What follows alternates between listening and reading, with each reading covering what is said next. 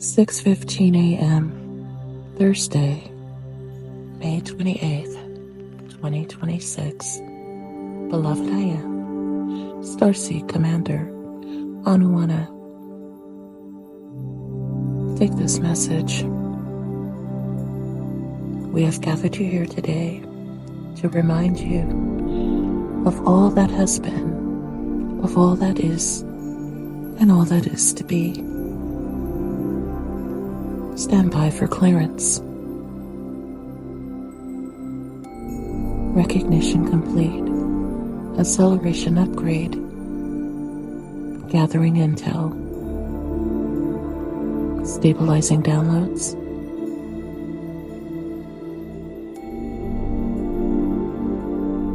Spiritual upgrade complete. Tapping into the 5th dimension.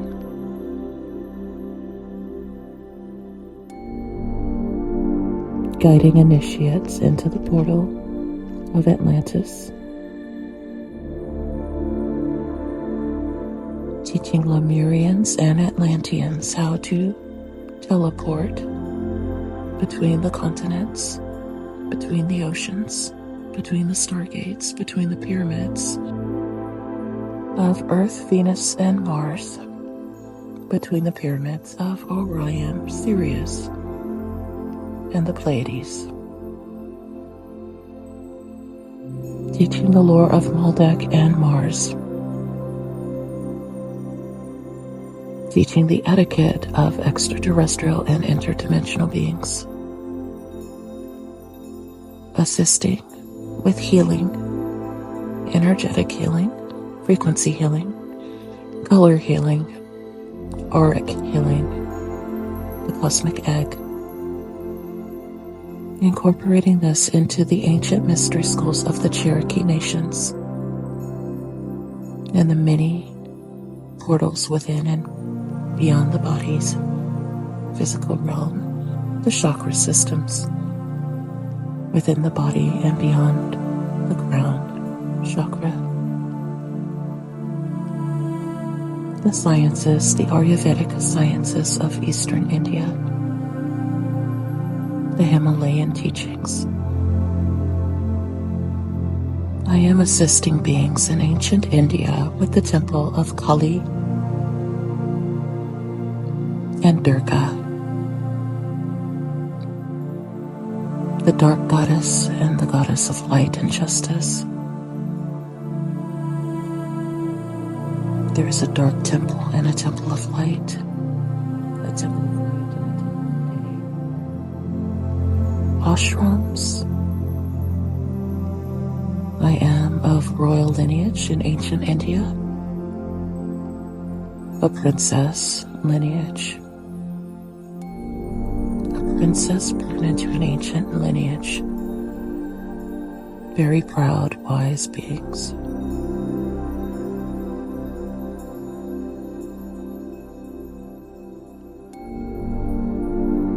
We are chanting Hindu chants of healing, Vedic chants. Om Shanti Om. We are chanting for peace and serenity. We are very joyful and lighthearted. We are in good spirits, but there is much injustice being done to women. So we are honoring the goddess, and we are seeking guidance from the goddess, from the divine feminine branch of this Hindu lineage. I am establishing this portal in the 3rd dimension to connect beings on Earth with the higher dimensional realms, primarily in Vega, where these Hindu deities originated. An aspect of my lineage, dark blue skin, majestic beings, tall beings, the lineages of Shiva and Krishna, the lineages of Kali and Durga, the lineages of Mahalakshmi and Saraswati, the lineages of Ma Manasa the Naga lineages, and Bellatrix and Orion brought into ancient India, the lineages of the majestic beings who were there to assist humanity, and the beings who were here to compromise humanity. There were many wars. Mohenjo-daro. There were many wars. Incomprehensible wars. Time machines. Aerial vehicles. Vimanas. There was great fear but defiance. The people refused to live in fear. The people have a strong sense of history. They are very well educated. Many of them are literate. They understand the records. They understand the importance of eating right and meditating. These are vegan. They do not eat meat. These are vegan beings. Ironically, Vega. They do not eat meat. It is low vibrational food to them to eat flesh or animals. It must be of the earth. It must be vegetation. It must be organic. It must be grown from the earth to nourish the body and keep the mind pure and free. Yoga is very important here. The mind and body and spirit is very important. That is the true wealth.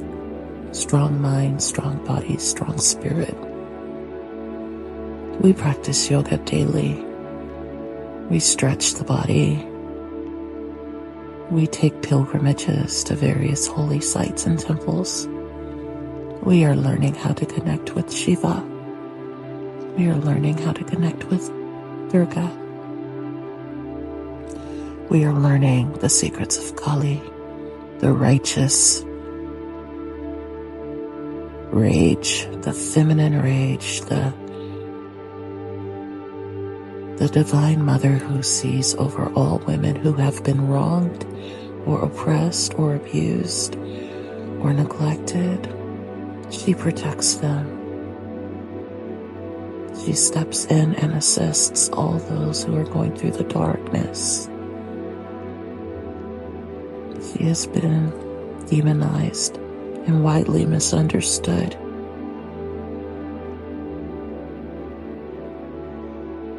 Ma Durga upon her lion,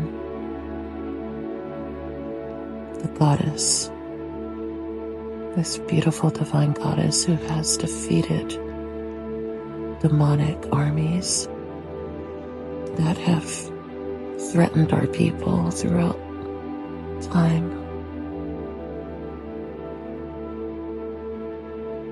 She is smiling on us. This pure, radiant pink flame, golden pink flame of healing washing over us. Healing from the trauma of wars and conflicts. This saga is somewhat reflective of the Mahabharata tales and the Ramayana tales. Poetry is very important here. The sitar instrument, mystic incense, mystic spices, majestic dances, arranged marriages. I am taken from this life into a life as my next life as an astrologer, a male astrologer who maps out auspicious occasions for royal families. I'm quite successful at this. I'm working with the Vedic. I'm working with a very special type of system. People are trying to understand how I'm able to calculate floods and calculate cycles. Calculate when it's the most auspicious time to marry. Calculate when it's the most auspicious time to mate. Calculate the best time for children and their life paths and their chosen fields of study in these ancient university temples.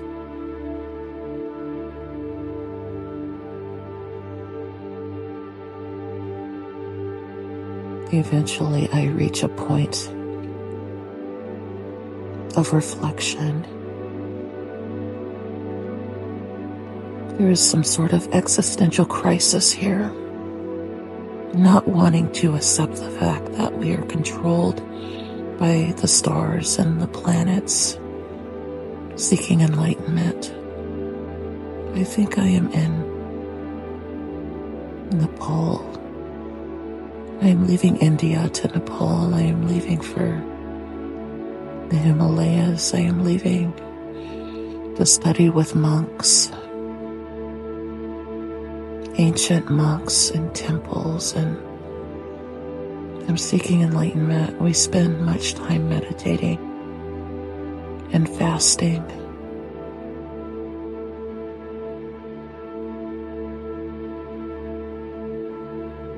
I was quite wealthy, but it wasn't what made me happy.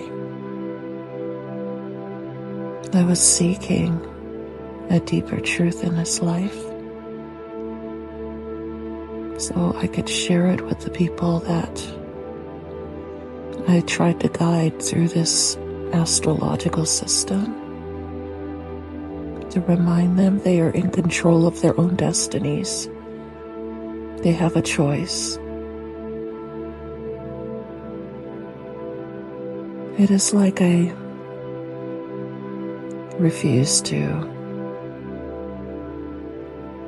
allow fate to interfere with free will. We must choose our own path. We must see above the illusion of time and space and planets and stars.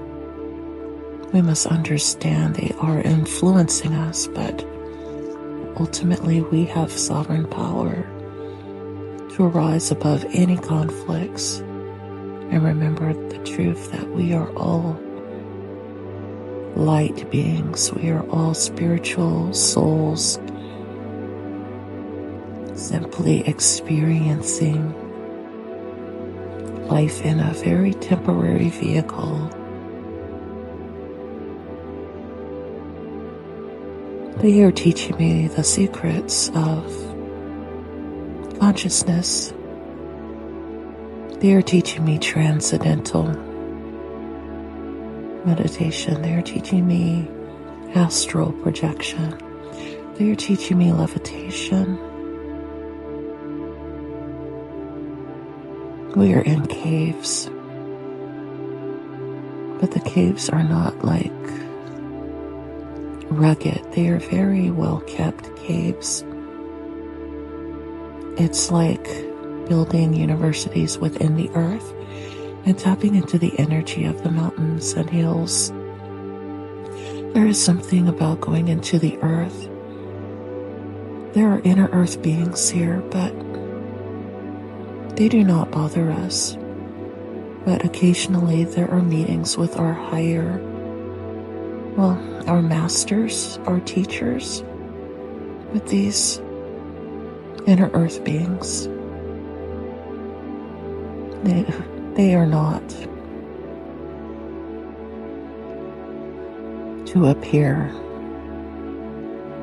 but they do sometimes come out at night. They are peaceful beings, but because of their appearance, They keep away from the villagers. They have been here a long time, long before our people came here. I am trying to see their faces. They seem to be Naga type beings. They seem to be like otherworldly beings. Some appear to be walking on two legs, but they are more like hybridized beings.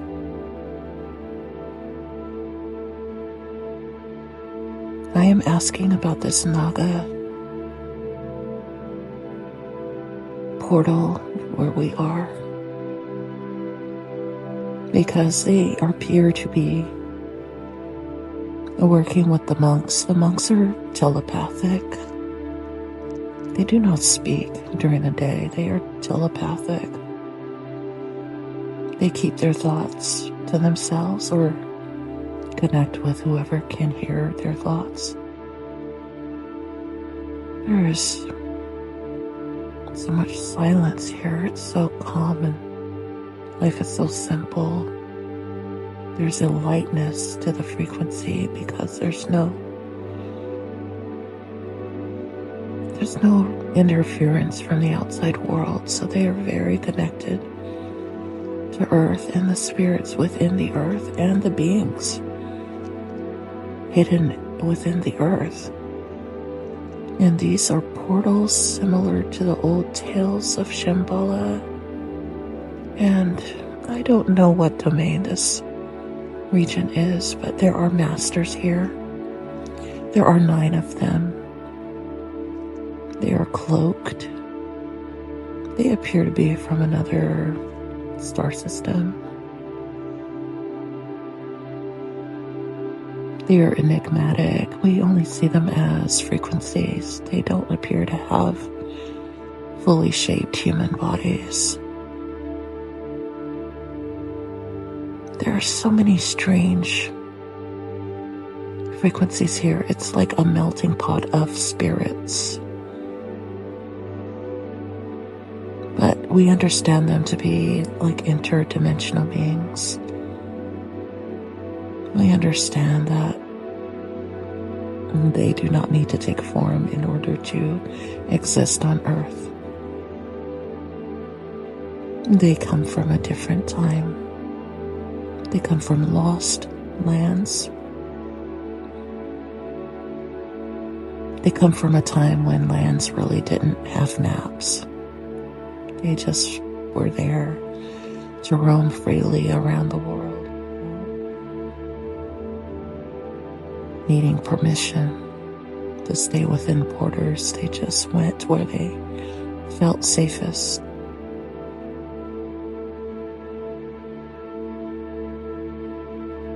My master does not appear to age. He is a very good teacher. He is a master of spiritual healing. There are people who I have seen near death, and he steps in and he energetically heals the parts of their bodies that do not seem possible, but he's miraculously healing people. He has this knowledge of transferring energy and healing it energetically. It's like they don't have to tell him what's wrong. He knows by waving his hands along their energetic field, and he can tap into whatever's wrong, and he's like able to heal them. And they're so happy because they think they're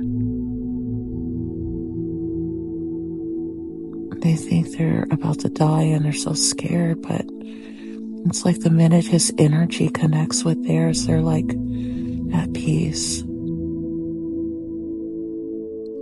Some have died, but it is because they chose death in that moment. But I have seen him do wonderful things to help people. He has no hair. He's like a monk. He is definitely have a Syrian frequency. The Syrians sometimes appear to be monks because they don't have hair. A lot of the men in Sirius do not have hair.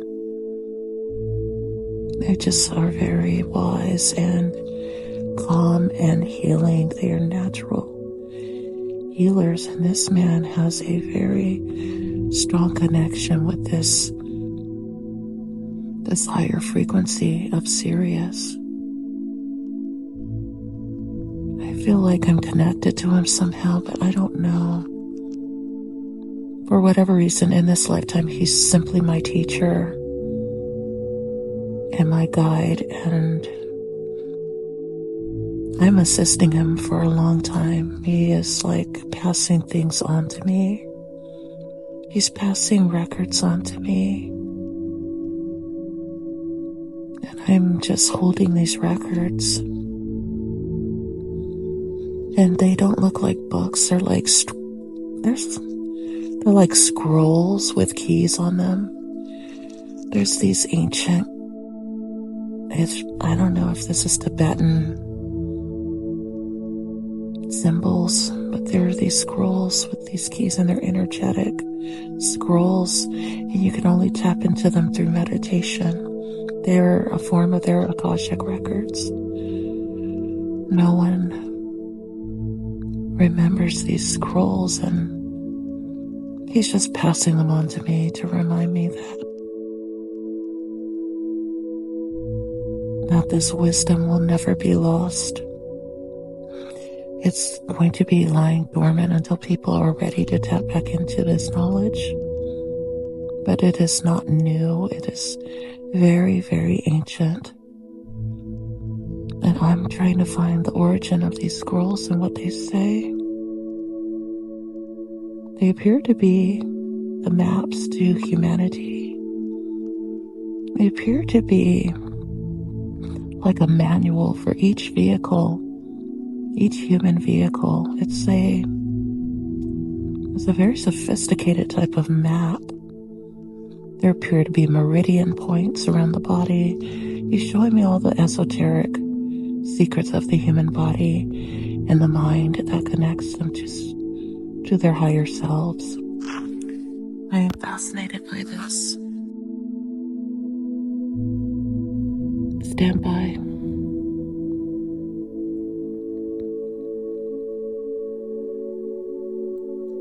I am meeting with my master now in the astral plane, and he never ages. He appears to be 30 or 35.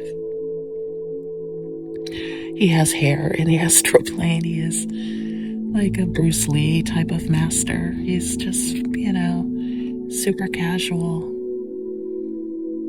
And I'll ask him things, and I'm like, you're saying we can do this and we can do that? And he's like, yep, it's been done. Whatever it is, it's already been done. It's possible. It's possible. I'm asking him, is there something he wants me to share in the future timelines? He knows that I'm going to continue his work somewhere. Stand by.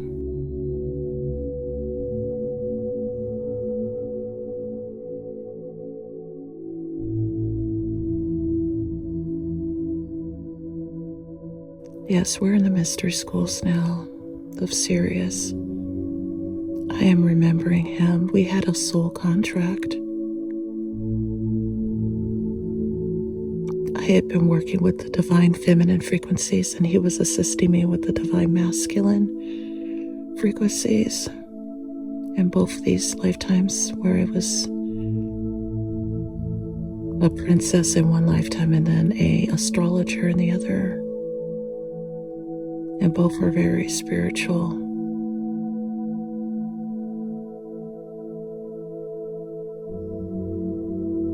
It is like I am balancing out my divine masculine and divine feminine selves. I tell him I don't like being a man.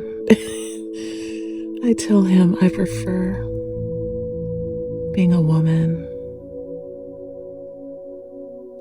And he already knows this because of my star lineage, that I've mostly been female in my star lineages.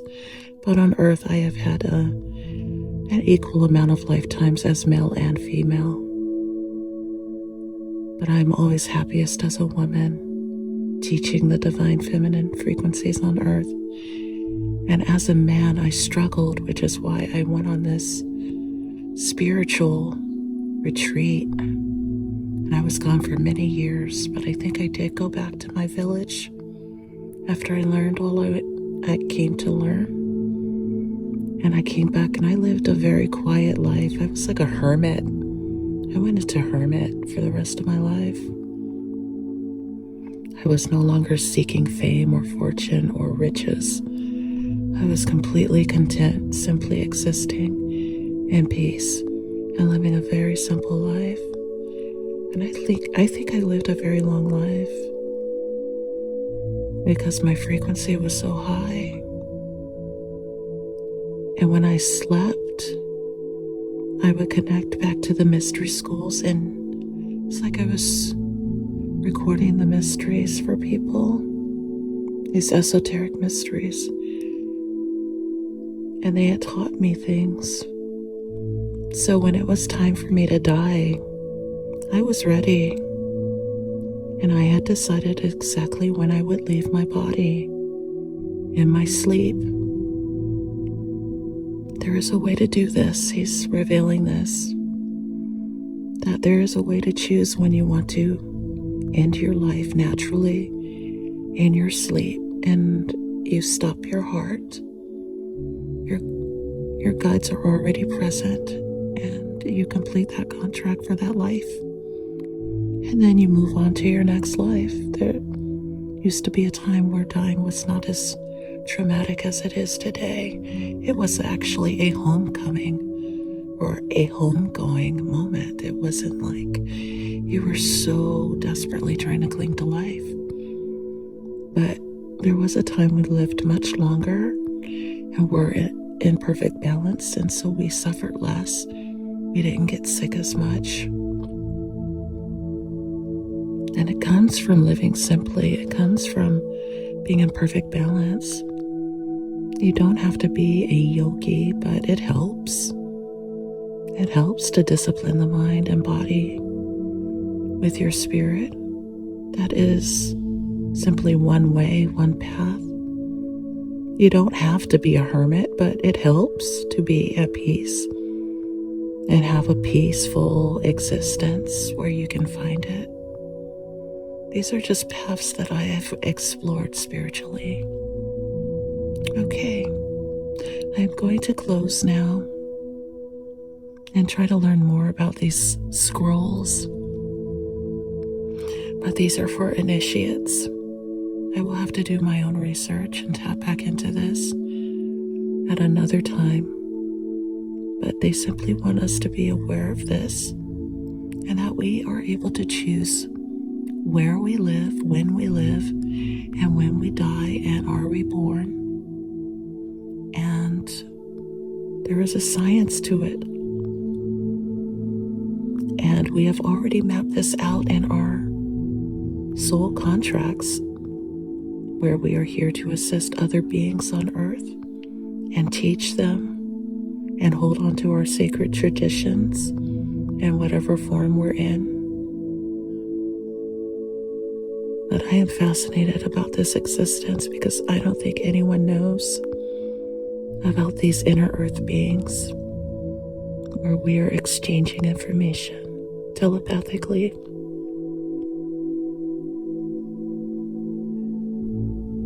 There is something very powerful about the Himalayas.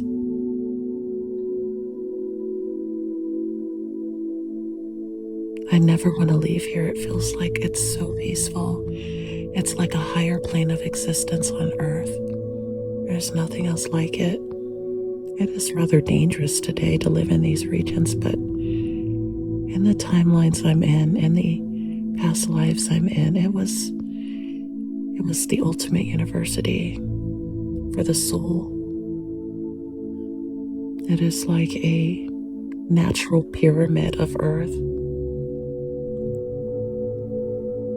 These mountain regions, this is why people are drawn to mountains like Shasta and various holy mountains around the world. It's Uluru. There's so many strange geographical formations on the planet, but they're there and they form that way for a reason.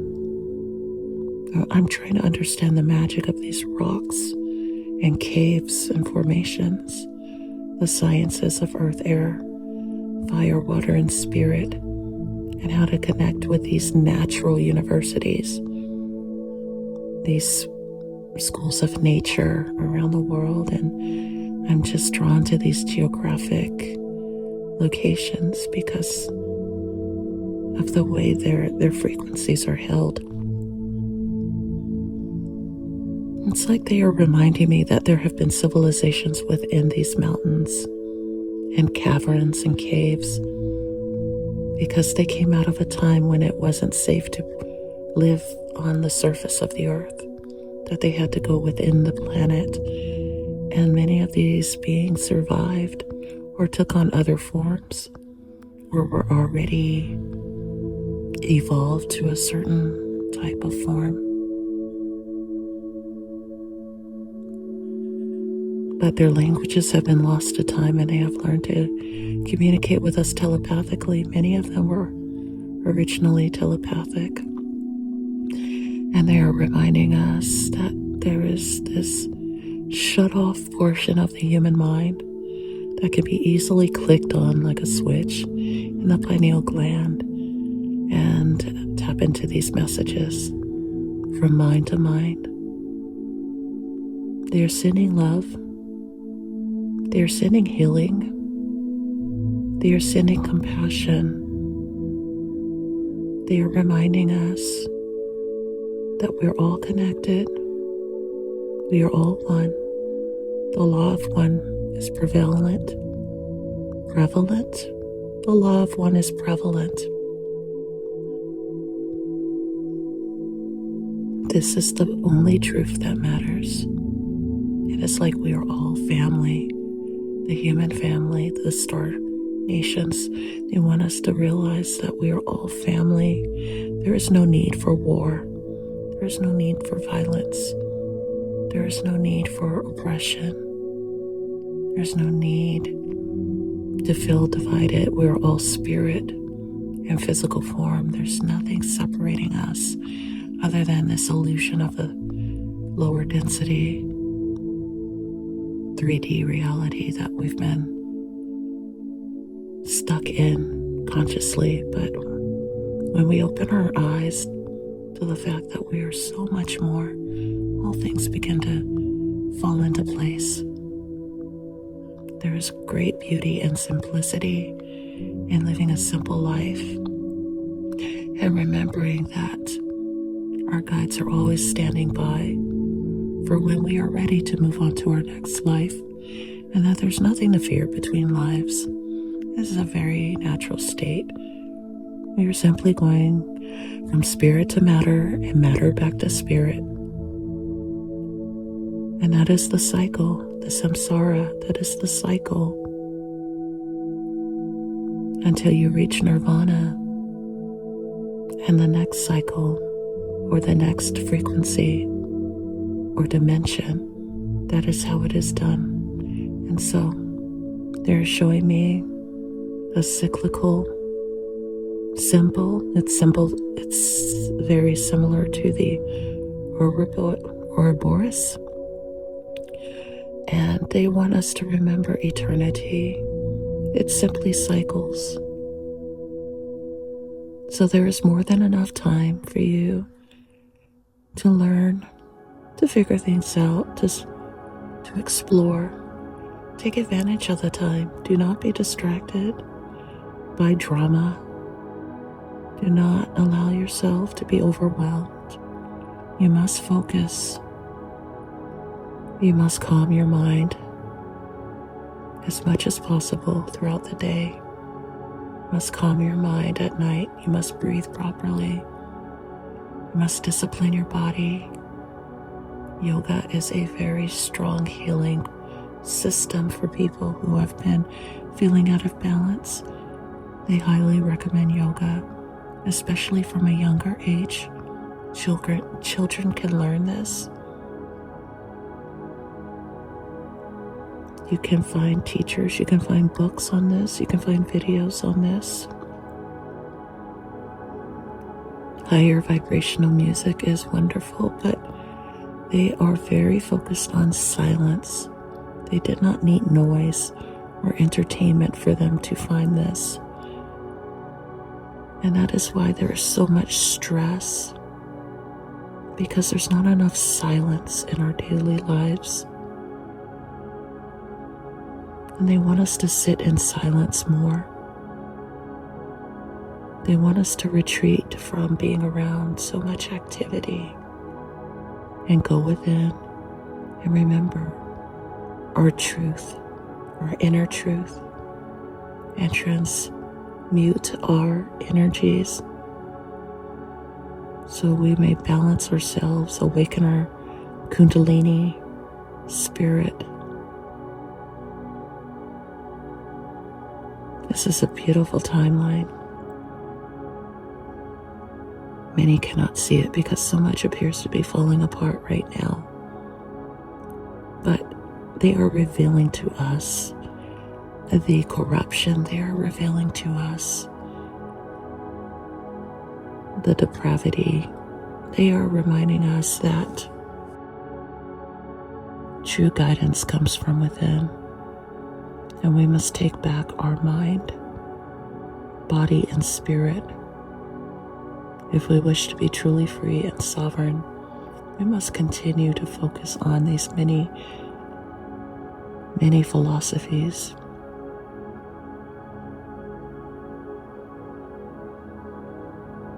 This affects everyone, whether they are spiritual or not. And there is great compassion for all people. These people are very advanced. They are in hermit because they do not agree with the bigotry of the Indian caste system.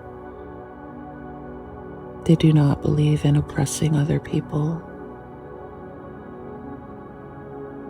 There is great understanding and wisdom here. I'm going to close. Grounding now back into this current timeline, finding the connections here between Vega, Sirius, and these ancient temples of India, and the roles I have played in ancient Indian civilization, Hindu civilization, the cataclysms, the wars, and the peaceful times. I'm learning from them all. Understanding that these gods and goddesses are archetypes. There are many phases of the hero, and they can be found within all of us. No being is higher or lower than the other. These are all illusions of the mind, trying to identify with what is their most basic truth. The true master knows they are all of these archetypes within. They know they are simply phases and cycles of consciousness within. They are aware of the trillions of years of history in our universe and multiverse. They are aware of timelessness, so they are always patient. They know there's more than enough time. They do not allow themselves to be rushed. They are very steadfast and solemn, adjusting to this frequency, which is rather erratic because of the technology of this timeline, stabilizing Access granted. It's like I'm falling through time to reconnect with this current timeline, which is very distorted and distracted, but still holy in many ways, because it is part of the learning of this timeline we have all agreed to. And many of us are here to balance everything in our lives, so we may guide others to balance their lives. All the answers are within. And if you need help, all you need to do is simply ask your guides. You may send out a prayer. If you are ready for change, you must send out a prayer. They will not interfere. You have free will. But if you ask for assistance, you will find that your world is transformed. Within a matter of a week or two, they will instantly step in and assist you. But you must be ready. You must be ready. You must come to the awareness that you are completing a cycle and you are ready to move into the next cycle. They are sharing with me the power of 7. That cycles tend to come in 7s. So if you are in a year number 7, it is definitely time for change in your cycle. If your year or your current age is some multiple of 7, there's a life change coming or has been in effect. But they also want us to understand, to see beyond the illusion of various systems that the human mind tends to get trapped in, because it is part of a very controlling structure.